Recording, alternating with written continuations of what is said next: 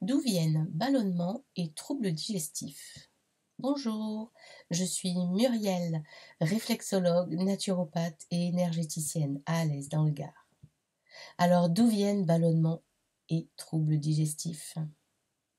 La grande majorité de la population est en dysbiose, mais ne le sait pas. Alors, qu'est-ce que la dysbiose? La dysbiose, c'est un déséquilibre de la biodiversité de notre flore intestinale, c'est-à-dire de l'écosystème bactérien. On l'appelle aussi microbiote, qui se traduit bien souvent par une baisse importante du nombre de bactéries présentes dans notre flore intestinale. Une augmentation des mauvaises bactéries au détriment des bonnes bactéries et parfois une flore intestinale héritée naturellement pauvre en bonnes bactéries. Alors qu'est-ce que la flore intestinale? Eh bien, ce sont des petites bactéries bénéfiques nommées aussi microbiotes. Elles sont des milliards, 100 000 milliards provenant de 400 espèces différentes à peupler notre corps et plus particulièrement notre tube digestif. Ces amis invisibles sont un peu comme une armée nous protégeant des agressions.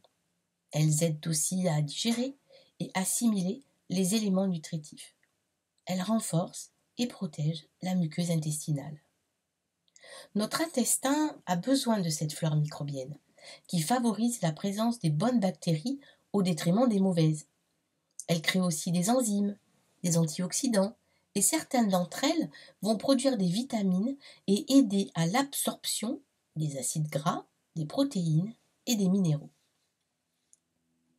Un déséquilibre de la flore intestinale peut entraîner des problèmes de santé comme des ballonnements, un ventre gonflé et douloureux, des gaz intestinaux douloureux, une constipation, des diarrhées et un affaiblissement des défenses immunitaires.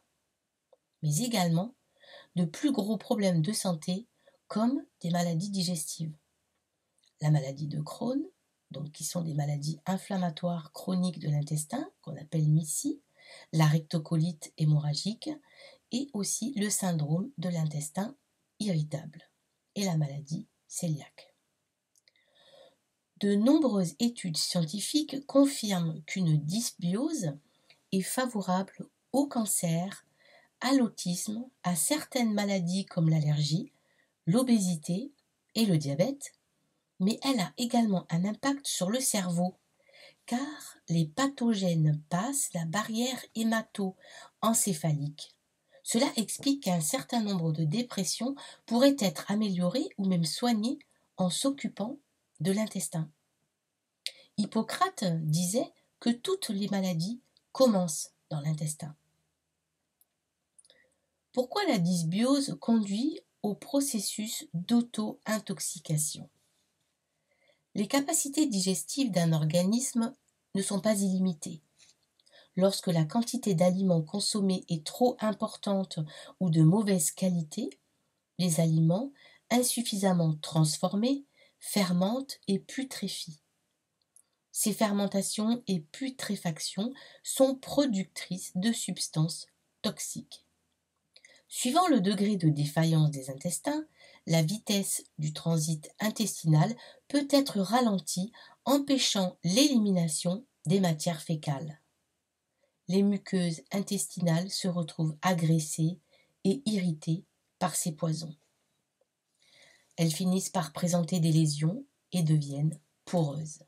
Dès lors, au lieu de ne laisser passer dans le courant sanguin que les substances nutritives utiles, elles laissent passer des molécules plus grosses de poison à travers les mailles détruites de leurs parois.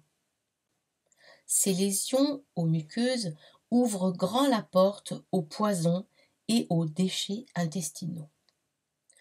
Tant que le foie arrive à les neutraliser, le corps n'en souffre pas trop.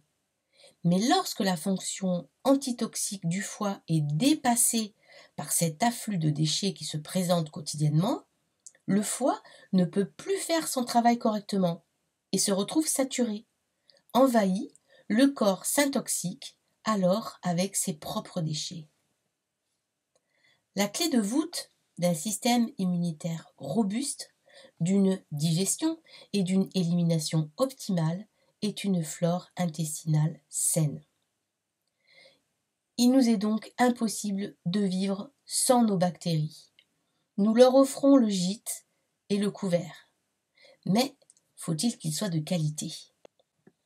Nous avons donc le devoir de tout mettre en œuvre pour que ce fragile équilibre se maintienne et contribue à notre santé physique et psychique.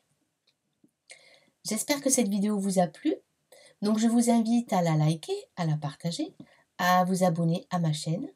Vous pouvez me contacter par mail à muriel.reflexologie@gmail.com ou sur mon site internet murielreflexologieplantaire.fr. À très bientôt, prenez bien soin de vous.